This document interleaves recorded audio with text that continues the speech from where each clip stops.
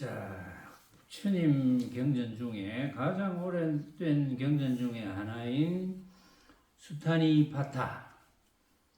자, 본문을 오늘 이제 시작하겠습니다. 지난 시간에는 서문이었고 오늘은 본문입니다. 본문 1. 부처님께서 지금 말씀을 하시는 거예요. 그러니까 지난번에 설명했다시피 전부 시처럼 되어 있다. 운문처럼. 운문처럼 된 이유는 지난 시간에 말씀을 드렸죠. 뱀의 경.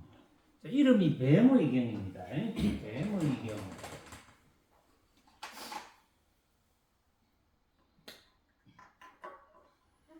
근데 이 뱀의 경이 된 유래는 뭐 특별한 게 없습니다. 특별한 유래가 없어요. 단지 반복되는 기절이 뱀의 독이 퍼질 때 약초로 다스리듯, 여기도 이제 뱀이란 말이 나오지만 뒷기절 후렴구에 마치 뱀이 묵은 허물을 벗어버리듯 이 세상도 저 세상도 다 버린다. 이 모습도 저 모습도 다 버린다. 또는 높고 낮은 중생세계 다 버린다. 이것도 지난번에 잠깐 설명했어요. 요 기절이 뱀의 경 17개 개성의 후렴구가 공통으로 있기 때문에 그냥 이름을 뱀의 경이라 한 거예요. 자, 부처님께서 뱀의 독이 퍼질 때 약초로 다스리듯 이미 생겨난 분노를 극복하는 수행성은 분노. 제일 먼저 분노가 나왔습니다. 분노를 극복하는 수행성은 마치 뱀이 묵은 허물을 벗어버리듯 이 세상도 저 세상도 다 버린다라고 번역한 분은 전재성 박사입니다. 전재성 박사의 번역은 이 세상도, 조금 적어볼게요. 이게 후렴구가 계속 반복이 되거든요. 이 세상도 저 세상도 다 버린다. 다 버린다. 요게 후렴구입니다. 요게 가장 많아요. 그래서 이제 요 기절은 우리가 이제 명확하게 이야기를 하고 넘어가야 되겠죠. 명확하게. 이 세상도 저 세상도 다 버린다. 요 기절. 그래서 요거는 이제 전재성 박사가 번역을 한 거예요. 그런데 이제 이중표 스님이 번역한 것은 높고 낮은 중생세계 다 버린다. 이렇게 번역했어요. 여러분들 생각은 한번 들어보세요. 높고 낮은, 이것도 한번 적어볼게요. 높고 낮은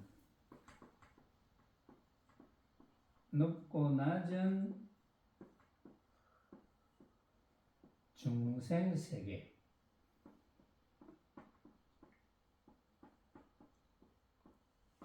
이거는 이중표 스님의 번역입니다. 이중표 스님은 높고 낮은 중생세계 다 버린다. 그리고 저는 이제 번역을 한 사람은 아니고, 제 생각에는 이 모습도 저 모습도 다 버린다. 저는 그렇게 해석을 했어요. 이 모습. 그런데 자세히 뜯어보면 이 모습, 저 모습. 이제 짐작가는 분은 벌써 짐작이 갔죠. 이게 무슨 의미를 하는지. 이 세상도 저 세상도 다 버린다. 높고 낮은 중생세계 다 버린다. 이 모습도 저 모습도 다 버린다. 같은 뜻이죠. 근데 같은 뜻으로 압니까? 여러분들은 같은 뜻으로 알 것 같아요. 같은 뜻으로 이해가 갑니까? 그럼 이 이야기를 먼저 하고 이제 넘어갑시다. 이 이야기를 해놓고 이제 이 부처님의 말씀이 나오게 된 연유가 또 있어요.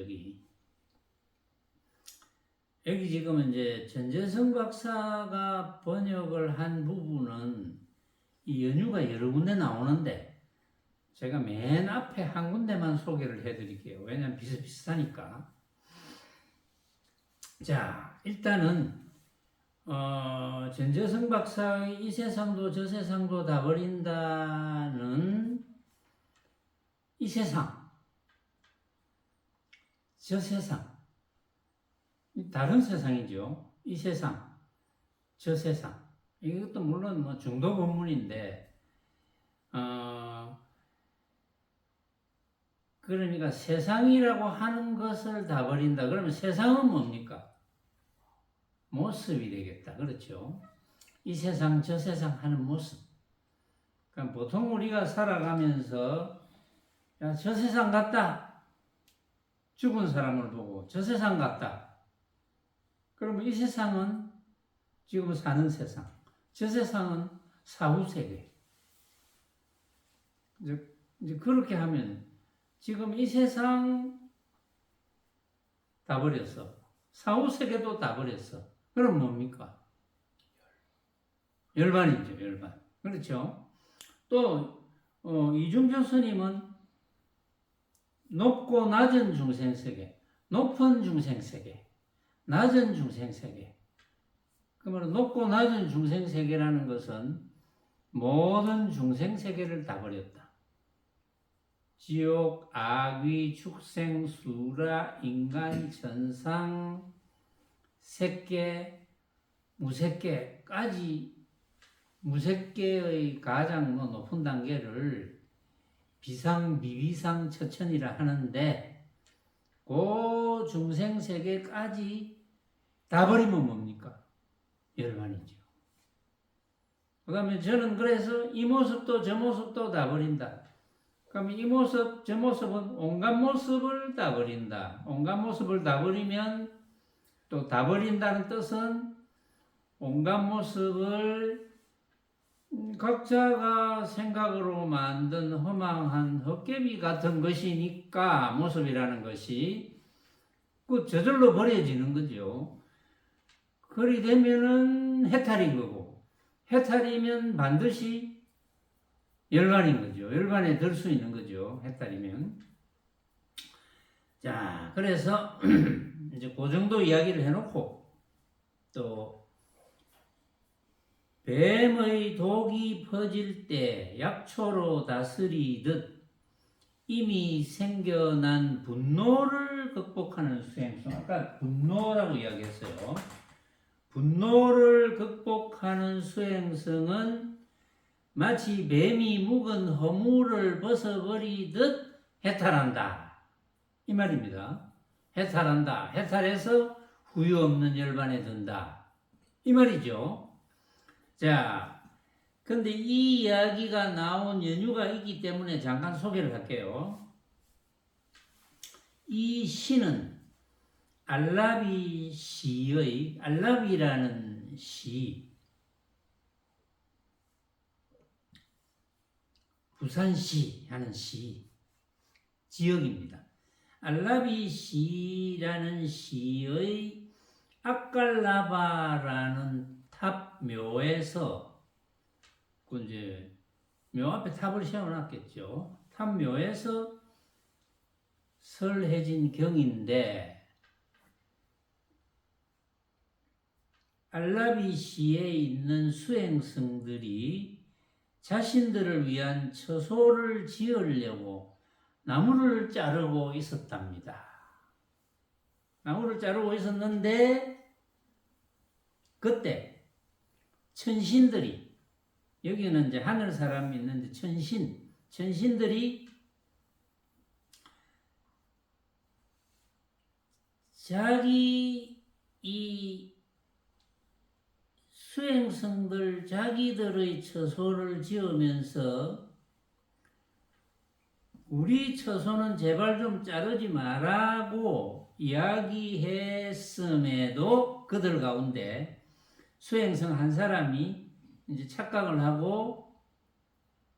했든지 깜빡하고 천신들이 살고 있는 나무를 베다가 천신 아들의 손을 베었습니다. 실수로.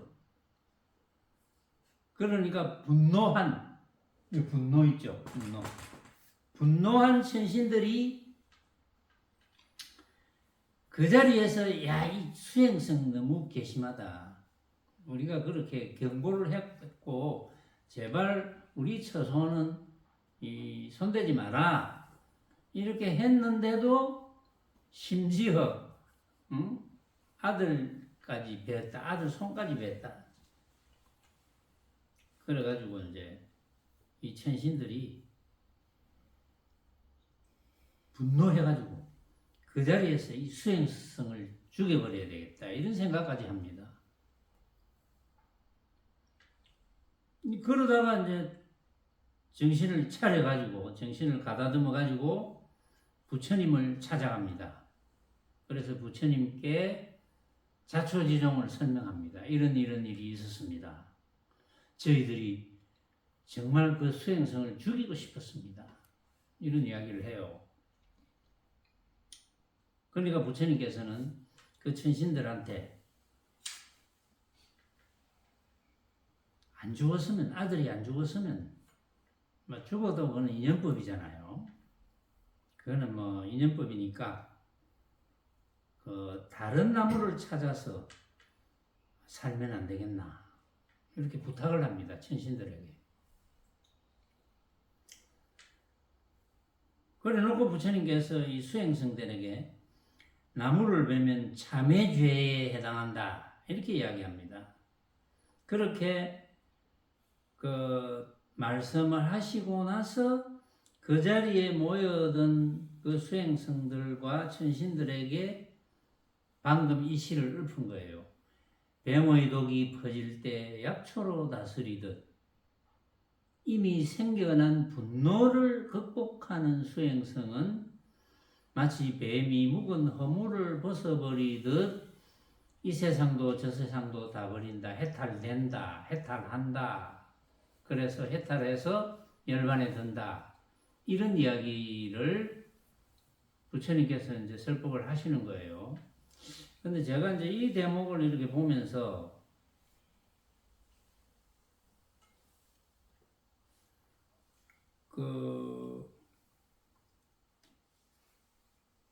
지난 시간에 불교가 발전한 단계를 설명할 때 제1단계가 철학적 고행적인 단계라 했거든요.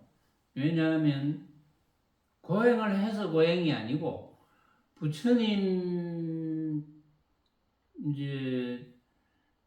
부처님께서 궁중에서 앞으로 이제 왕이 되어야 될 신분인데 그 부인까지 있잖아요. 부인도 있고 아들도 있는데 그 세속연을 다 떨쳐버리고 부처님께서 출가를 하신 거예요. 출가를 하셔가지고 여러 외도들을 찾아서 배우다가 아무래도 이건 아니다 이래서 마지막에 이제 고행 수행을 하는 외도를 만나가지고 고행을 하다가 이것도 아닌 것 같아. 그래서 이제 홀로 선정에 들어서 조용히 만법에 대해서 생각을 하고 이리 하시다가 이제 깨달으시는 거거든요. 새벽별을 보고 깨달았다 이리 하는데 사실은 초기 경전에는 새벽별을 보고 깨달았다는 기절이 없어요.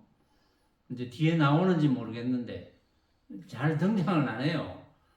어쨌든 간에 새벽 별을 보고 깨달으셨다 해도 만법의 허망함, 만법이 알고 보니까 다 각자가 생각으로 만들었구나. 각자의 생각이구나.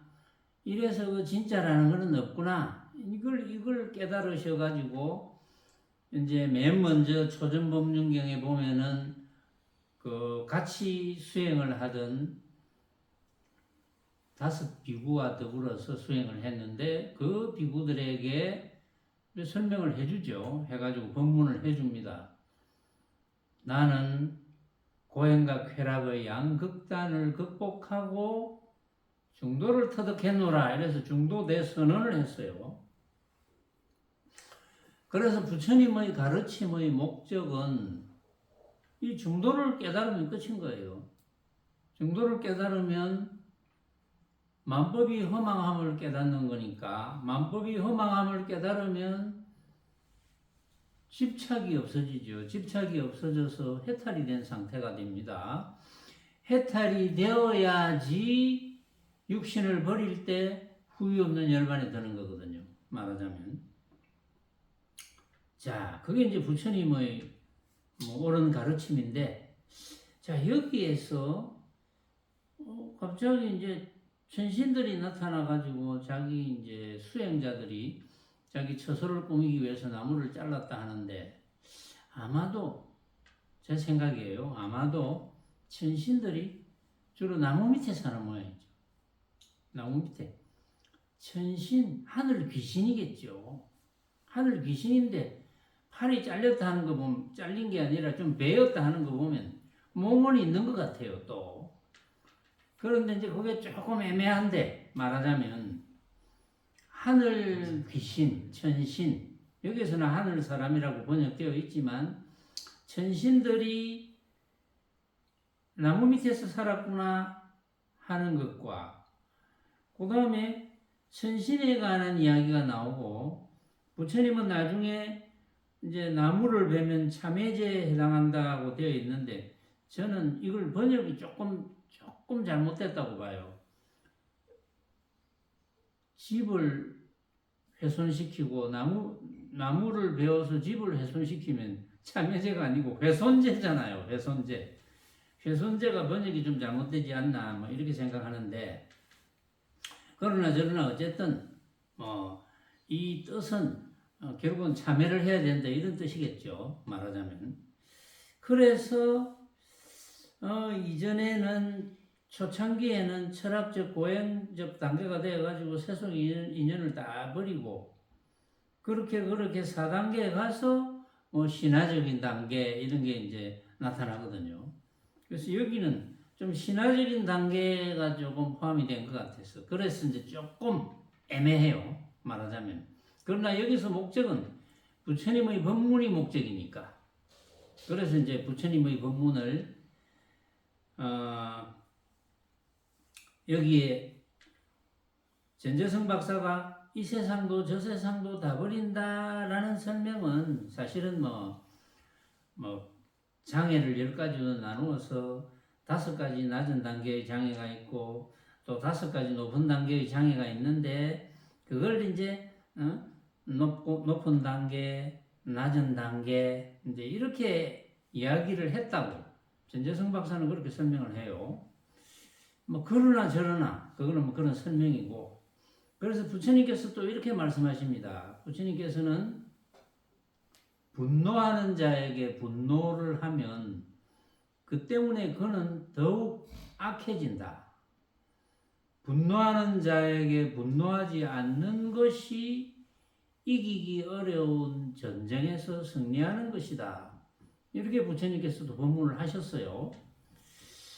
자, 분노하는 경우 이제 많죠. 아까는 이제 이야기거리지만 천신들이 이렇게 기거하고 있는 나무를 베면 천신들이 집이 무너지는 거겠죠. 그러니까 천신들이 분노했다. 거기에다가 천신들의 아들이 다쳤다. 그러니까 분노했다. 제발 우리 집은 우리 집은 좀 조심해 주시오. 이 동네는 우리들의 집들이 있는데 나무를 베지 말아 주세요. 이렇게 부탁을 했다는데, 이제 그랬으니까 분노가 일어났겠죠. 그러니까 부처님께서 분노를 다스리는 이야기를 하는 거예요. 분노를 다스리는 방법, 뭐 이런 것도 이야기를 하고, 그 분노하는 원인이 뭔가를 아는 게 제일 중요하겠죠. 분노하는 원인이 뭐 여러 가지가 있겠죠. 그러나 분노하는 원인에 대해서 아는 것은 전부 그 인연법이거든요. 인연이 있으니까, 어떤 원인이 있으니까 그 결과를 두고 분노를 하겠죠. 뭐 예를 들어서 나를 무시한다. 나에게 손해를 끼쳤다. 나를 무시한다 할 때 만약에 분노가 일어났다 이러면 나의 무엇을 무시했을까요? 뭐 나의 모든 것이라 합시다. 그러면 나를 무시한 그 사람은 나의 모든 것을 모습으로 보고, 뭐 나의 자질이라든지 나의 생긴 모습이라든지 기타 나의 성질이라든지 뭐 이런 걸 보고 분노를 했겠죠. 결국은 분노하는 대상이 허망한 헛개비 같은 것이다. 근데 생각으로 만드는 허망한 헛개비 같은 것이라는 것을 알아듣느냐 못 알아듣느냐, 인식하느냐 인식하지 못하느냐, 이게 중요한 관건이지 않습니까? 여러분들은 대부분 다 아시겠죠. 따로 설명을 안 해도 분노하는 원인 뭐 이런 거. 그래서 부처님께서는 어쨌든 이미 생겨난 분노를 극복하기만 하면 해탈이다. 그 분노가 그만큼 극복하기 힘들다는 거죠. 말하자면 분노가 그만큼 극복하기 힘들다. 그래서 이제 해탈된다. 결국은 이 세상도 저 세상도 다 버린다. 높고 낮은 중생 세계 다 버린다. 이 모습도 저 모습도 다 버린다. 해탈되어서 반드시 후회 없는 열반에 들 수 있다는 뜻. 그래서 어떠한 모습도 각자가 생각으로 만든 허망한 헛개비인 줄 알아서 쏘가 넘어가지 않는다. 여기 이제 분노 하나만 가지고도 부처님께서 하신 말씀을 다 하신 셈이거든요. 자, 두 번째 넘어가 볼게요. 두 번째도 마지막 후렴구는 마치 뱀이 묵은 허물을 벗어버리듯 이 세상도 저 세상도 다 버린다. 이건 똑같아요. 조금 전에 설명을 했고. 자, 두 번째 부처님의 법문입니다. 부처님이 법문하신 두 번째는 연꽃의 그 꽃과 줄기를 모두 꺾듯이 탐욕을 남김없이 끊어버린 수행성은 마치 뱀이 묵은 허물을 벗어버리듯 이 세상도 저 세상도 다 버린다. 해탈된다. 그러면 탐욕을 남김없이 끊어버려야 되는데 그 꽃과 줄기를 모두 꺾듯이, 그러니까 연꽃의 이제 꽃과 줄기를 이제 다 써먹을 수 있으니까 이제 꺾겠지만 다 꺾는 거거든요. 꽃만 꺾는 게 아니고 줄기만 꺾는 게 아니고 뿌리도 꺾잖아요, 사실은. 그래서 완전히 꺾는다는 뜻입니다. 탐욕에서 완전히 벗어난다. 그러니까 이제 탐욕은 뭐 어느 정도는 알잖아요, 여러분들이. 탐내는 거. 오욕락에 대한 욕망이거든요. 말하자면 빛깔, 소리, 냄새, 맛, 감촉으로 만들어지는 욕망. 그 욕망에 대한 모든 것을 다 끊는다. 이 말은 그 욕망이라는 것이 알고 보니까 내가 생각으로 만들었구나. 이렇게 느끼는 거거든요. 느껴야지. 여러분들이 늘 똑같은 말을 듣는데 느끼지 못하면 아무 소용이 없는 거예요. 느끼지 못하니까 여러분들은 조그만한 데서 질투하고 조그만한 데서 분노, 조금 전에 이야기했지만 분노가 큰 분노만 분노가 아닙니다. 작은 분노, 아주 가는 분노도 분노거든요. 그러니까 별거 아닌 데서 분노하고 탐욕심을 일으킨다. 잣집에 차를 마시러 갔는데 잔이 참 예뻐. 이거 좀 가져갈 수 없을까?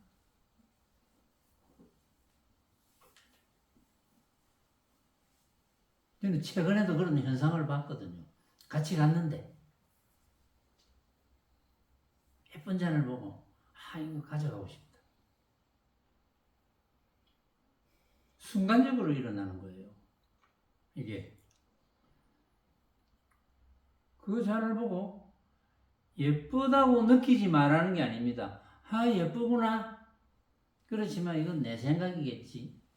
다른 사람도 예쁠까? 다른 사람도 내가 예쁘다고 느끼는 만큼 잔이 예쁘게 느껴질까? 이게 바로 돼야 되거든요.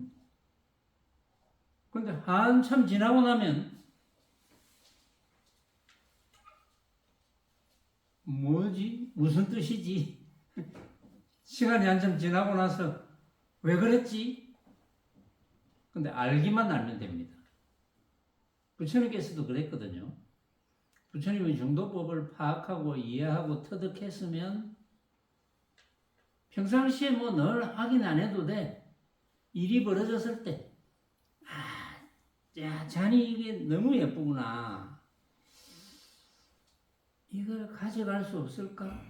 물론 가져갈 수 있겠죠. 주인한테 이야기해가지고 이거 얼마예요? 내가 살 수도 있겠죠. 팔면. 그런데 주인이 그거 안 팔아요. 그거 똑같은 거 다른 데 가면 못 구해요.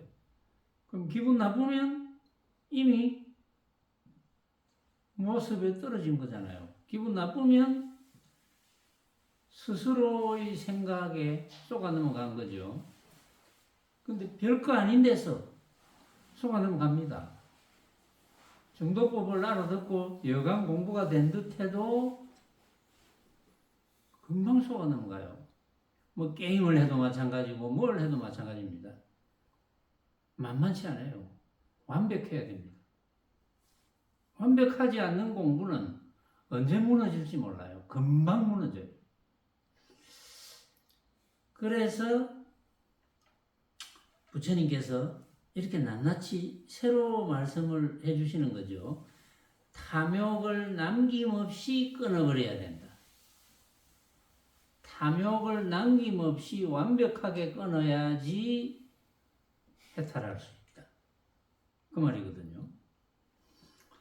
세 번째, 흘러가는 급류를 말려버리듯. 흘러가는 급류, 급한 물, 흘러가는 급한 물을 말려버려요. 급한 물이 잘 말라집니까? 그 정도 완전히 말려야 된다 이 말이거든요. 흘러가는 급류를 말려버리듯 갈애를 남김없이 끊어버린 수행성은 마치 뱀이 묵은 허물을 벗어버리는 것처럼 해탈된다. 해탈되어서 열반에 들어서 후유가 없게 된다. 자, 흘러가는 급류를 말려버리듯 완전히 갈망과 애착이거든요. 갈망과 애착을 급류를 말려버리듯 깨끗이 완전히 없애야 돼. 급류를 말려버리면 물이 흘러간 흔적조차 없잖아요. 급류를 완전히 말려버리듯 갈망과 애착을 남김없이 끊어야 돼요. 그래야 이제 해탈이 된다는 건데, 갈망과 애착이란 말이 이제 많이 나오는데, 결국은 갈망과 애착도 빛깔, 소리, 냄새, 맛, 감촉과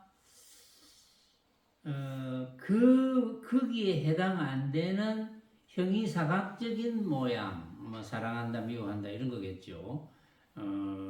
괴롭다, 즐겁다, 뭐 이런 거겠죠. 형이사각적인 모양에 대한 갈망과 애착이 가래입니다. 그게 남김없이 없어져야 돼.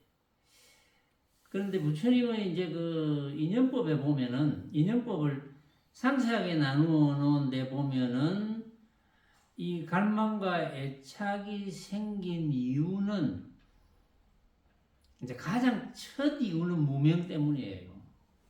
어두웠어. 어디에? 부처님의 중도법에 어두웠다. 부처님의 중도법을 못 알아들었다. 거기에 어두웠기 때문에 갈망과 애착이 생긴 건데, 이제 무명에서 행식 뭐 이렇게 분류를 해서 바로 갈망과 애착의 바로 직전에는 무엇 때문에 그렇느냐? 느낌 때문에 그렇다. 수라 그랬어요. 느낌 숫자. 수.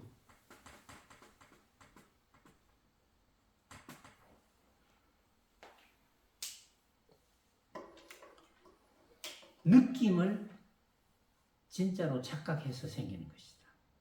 갈망과 애착은. 우리는 뭐 어디에 느낍니까? 색성향 미촉법에서 느끼는 거죠. 색성향 미촉법에서 느낌이 와서 나에게. 근데 내가 느낀 것에 대해서 진짜구나. 이렇게 착각해서 뭐 어쨌든 뭐 구해야 되겠다든지 뭐 도와줘야 되겠다든지 이런 착각 때문에 모습을 진짜로 착각하는 것 때문에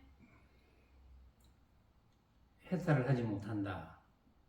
부처님께서는 이제 그런 말씀이거든요. 어쨌든 흘러가는 급류를 완전히 말려버리듯이 갈망과 애착을 다 끊어버려야 된다.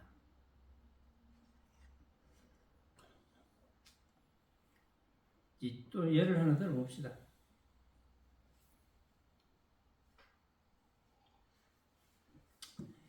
맛있다고 소문난 저 집에 가서 커피를 꼭 한 잔 해야 되겠다. 뭐 한 잔 하면 되죠. 가서 누구라도 한 잔 하지 뭐 그 집에 가면 되지. 멀면 차 타고 가고 또 아무리 뭐 비싸봤자 얼마나 하겠어요. 적절하게 내가 비용을 지불할 뭐 그런 비용을 가지고 가. 그런데 갈망과 애착이 있으면 먹으러 갔는데 너무 유명하다 보니까 줄이 너무 길어. 한 생각이 나겠죠. 갈망과 애착이 있으면 어떻게 될까요? 줄이 너무 길면. 줄이 너무 길면 갈망과 애착이 있으면 어떻게 될까요? 여러분들이 그런 경험 많잖아요. 저는 뭐 커피 때문에 줄을 선 적은 없지만 저는 저 경주에 갔을 때 그 순두부 먹으려고 한 20분인가 30분인가 줄 서가지고 먹은 적이 있거든요. 여러분들은 그럴 경우에 만약에 갈망과 애착이 있는 사람 같으면 생각을 일으키겠죠. 아, 오늘 참 재수 더럽네. 왜 하필이면 이렇게 길이지요? 또 날씨까지 추워. 한 생각이 일어나겠죠.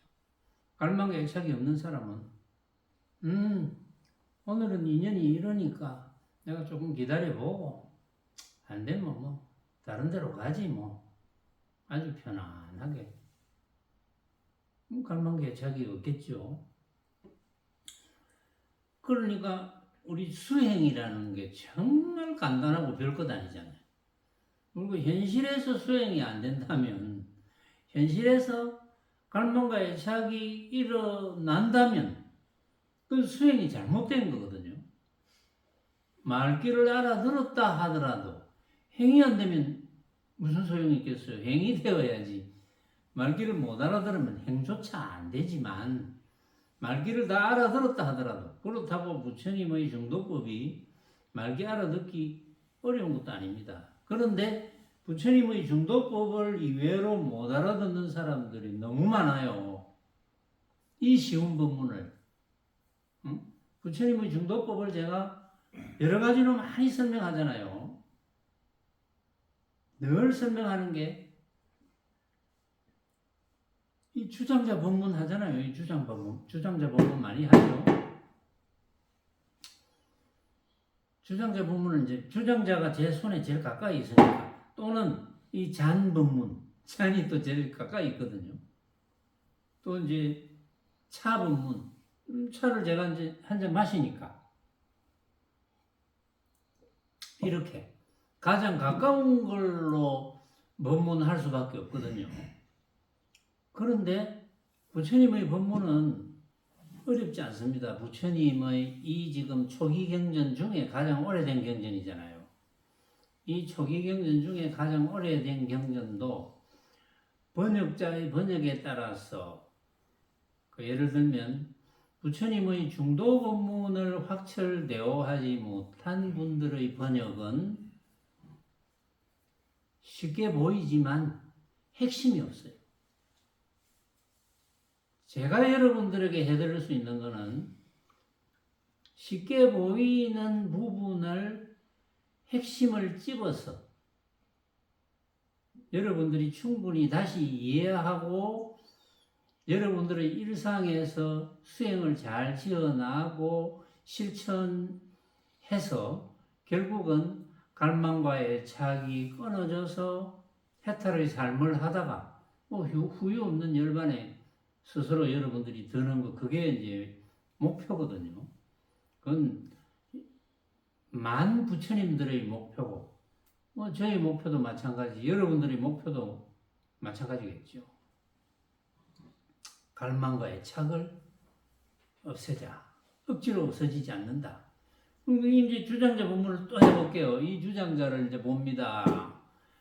그런데 이제 예를 들어서 주장자 본문을 제가 또 하는 이유는, 예를 들어서 제 본문을 처음 듣는 분이다 하면은 지금처럼 제가 부처님의 쉬운 본문을 설명을 잘 해드려도 못 알아듣습니다.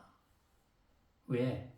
그동안 들었던 부처님의 법문이나 또 이제 여러 법사들의 설명하는 방법이나 또 법사들의 깨달은 경지나 이런 게 다 다르기 때문에, 만약에 확철대오하지 못한 법사들의 법문을 오래 들었다 하면 그 법문에 고정이 되어 있겠죠. 고정이 되어 있기 때문에 아주 쉬운 법문이지만 알아듣기가 굉장히 힘들어요. 그래서 이제 이것만 알아들으면 됩니다. 이 소리도 낮지만 이 주장자를 이제 쳐다봅니다. 여러분들이 다 쳐다봐요. 주장자 쳐다보고 계시죠? 지금 이 주장자를 하면 또 눈 감아도 쳐다보는 거는 쳐다보는 거잖아요. 눈 감아도 주장자를 생각하면 쳐다보는 거거든요. 어쨌든 여러분들이 주장자를 이제 쳐다봅니다. 쳐다보고 각자가 다 이렇게 생겼네. 그러면 이제 여기 지구상에 80억 인구가 다 쳐다본다 합시다. 그럼 80억 인구가 다 이렇게 생겼네. 또는 멋지게 생겼네. 80억 인구가 다 똑같이 멋지게 생겼네 라는 말을 한다 합시다. 근데 그 멋지는 정도가 똑같을까요? 멋지다는 느낌이 똑같을까요? 결론은 똑같을 리가 없습니다. 80억까지가 다 달라요. 그런데 이제 그런 사실을 모르는 분들은, 예를 들어서 그런 사실을 듣고 보니까 그렇네 라고 하는 분들도 듣기 전에는 그렇게 생각 안 했을 수도 있거든요. 이런 말을 듣고 나서 생각해보니까 그렇네, 다르겠네. 그런데 나는 여태까지 그런 경우 같다고 생각했겠다. 보는 사람마다 만약에 멋지다고 하면 보는 사람마다 내가 멋지다고 하는 만큼 멋지다고 생각하겠지. 이걸 자세히 생각하지도 않고 내가 멋지니까 멋지겠지. 이렇게 생각했겠구나. 이런 걸 느끼게 되는 거예요. 근데 같을 리가 없습니다. 멋지다고 생각해도 멋지다는 정도가 다 달라요. 그래서 내 생각을 주장하면 안 됩니다. 주장하면 싸우는 거거든요. 나도 주장하고 니도 주장하고 80억 인구가 다 주장하면 80억 인구가 다 싸우거든요. 지금 이제 전 세계적으로 전쟁이 왜 일어나겠습니까? 각자의 주장이 이제 다르거든요. 또 서로 다 주장이 맞다고 해요. 이스라엘은 이스라엘대로 맞다. 미국은 미국대로 맞다. 소련은 소련대로 맞다. 중국은 중국대로 자기가 맞다. 이란은 이란대로 맞다. 다 스스로 다 맞다고 주장하는 거거든요. 틀리지만 또 우리 맞다고 생각하자 이러면서 틀리다고 생각하는 사람들끼리 뭉치고 맞다고 생각하는 사람끼리 뭉쳐서 또 싸웁니다. 집단으로 싸웁니다. 갈등이 없어질 수가 없어요. 내 생각만 맞다고 고집하면 그럼 갈등이 없어질 수가 없죠. 그렇게 한평생 살았는데 육신을 버릴 때 죽을 때 갈등 없이 죽겠습니까? 그럴 리가 없습니다. 그러니까 높은 자리에 있거나 누구라고 이야기는 할 수 없지만 높은 자리에 있거나 또 재벌 중의 재벌이거나 돈이 많거나 유명하거나 그런 게 나중에 육신 버릴 때 마음 편안해지는 데는 그게 별로 도움이 안 돼요. 그래서 공평한 거예요. 어찌 보면 그렇게 한 세상 떵떵거리고 살았던 분들은 그 떵떵거리던 모습에 고정이 되었기 때문에 절대 집착에서 벗어날 수가 없습니다. 죽을 때 가지고 있는 재산과 권력과 돈과 재산이나 돈이나 유명세나 이런 것이 아까워서 죽기가 힘들어요. 그런데 죽고 나면 그게 소용없다는 걸 본인이 느낄 때 그때는 늦거든요. 그때는 두려움에서 벗어나지 못합니다.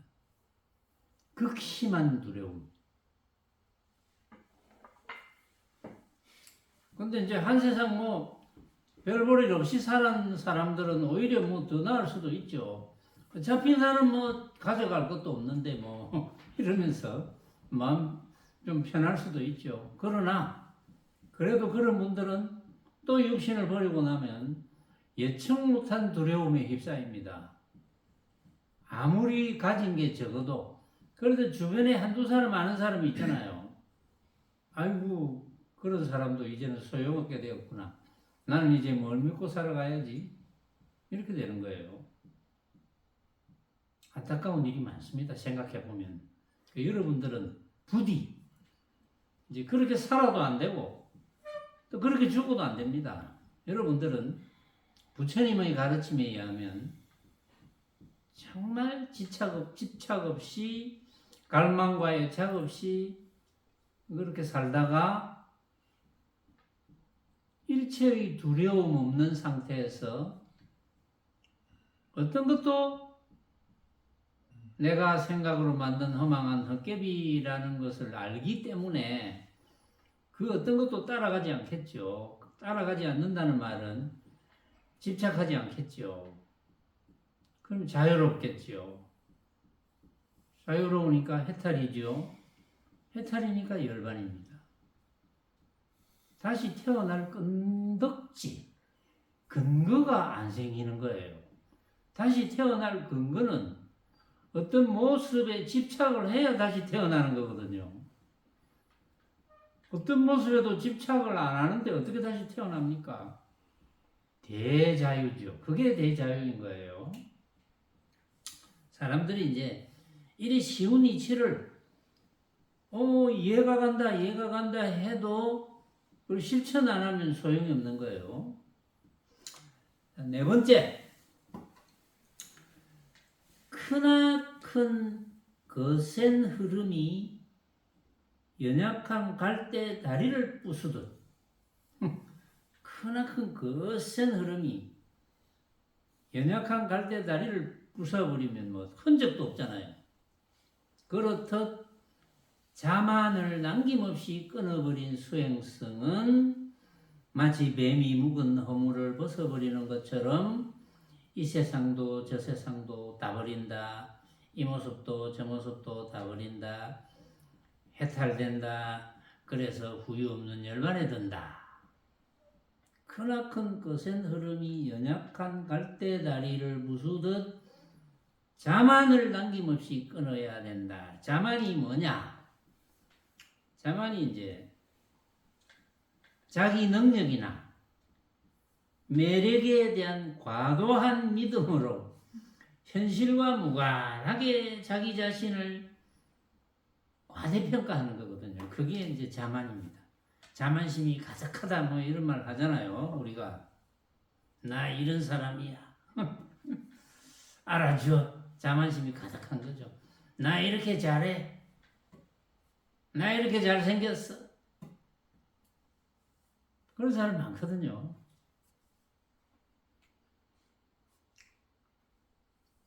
나 이런 사람이야 이리 안 해도 보이잖아요. 나 이런 사람이야 하는구나. 자만심이 가득한 거. 그거 정말 좋은 거 아니죠. 자만심이 가득하다는 것은 뭔가 가졌다는 건데 안 가졌으면 뭔가 뭐 지적인 재능이라도 안 가졌으면 자만심이 없거든요. 그러니까 뭘 가졌다, 유명하다, 잘났다 이거 정말 하잘것없는 거예요. 그러나 인연따라 그렇게 생겼으면 하잘것없는 줄 알고 사용하면 돼. 내가 가진 거 그래 나 이거 뭐 하잘것없는 거야. 이거 죽을 때 못 가져가. 내 유명세 죽을 때 못 가져가. 그래 열심히 사인해주고 열심히 무명인 사람 좀 도와주고 이제 그렇게 살아야 되는데 그래서 자만을 남김없이 끊어야 된다. 조금이라도 자만심이 있으면 안 된다.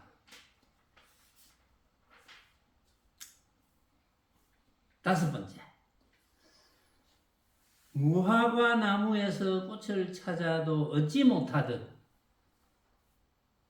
존재들 가운데 어떠한 실체도 발견하지 못하는 수행성은 마치 뱀이 묵은 허물을 벗어버리는 것처럼 해탈된다.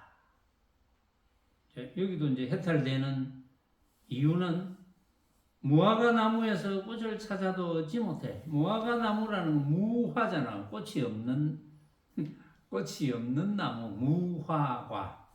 꽃이 없는 나무에서 열리는 이제 열매가 무화과거든요. 그런데 무화과 나무에서 꽃을 찾아도 얻지 못하듯 절대 얻을 수 없을 정도로 완전히 없애야 된다 이 말이야. 그래서 온갖 존재들 가운데 어떠한 실체도 발견하지 못하는 수행성. 어떠한 실체도 발견하지 못한다. 그 말은 뭡니까?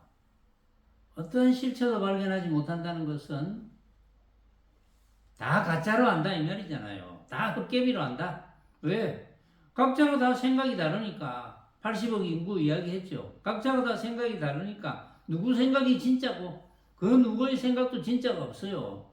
이렇게 그 누구의 생각도 진짜가 없다는 것을 알면서 한 세상 살자. 그거잖아요. 응? 그게 오로지 만법을 스스로가 생각으로 만든 허망한 헛개비로 알고 놓치지 않는 길뿐.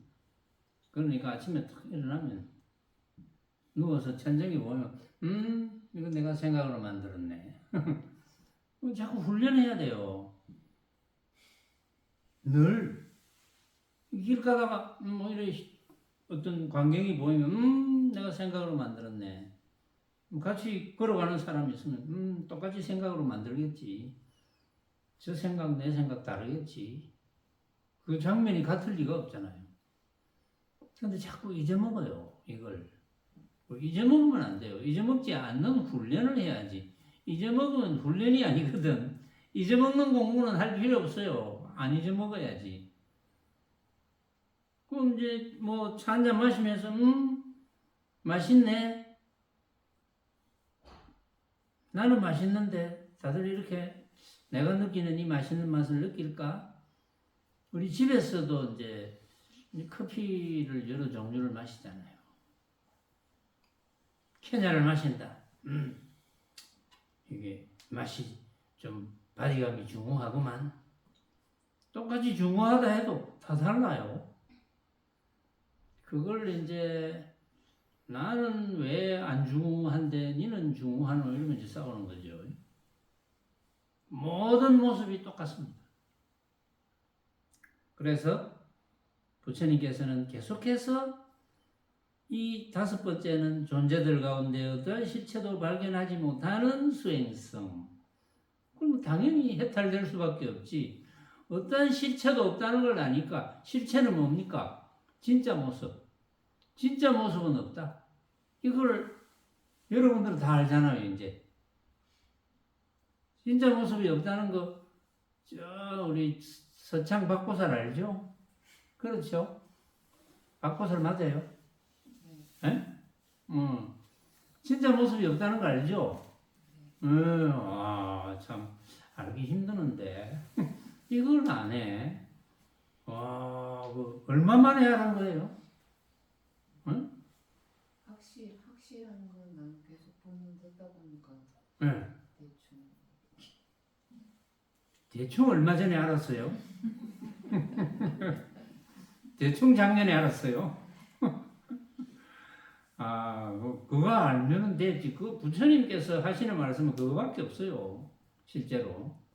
그거 안 놓치고 실천하는 거예요. 오늘은 여기까지 하겠습니다. 소리가 안 나노?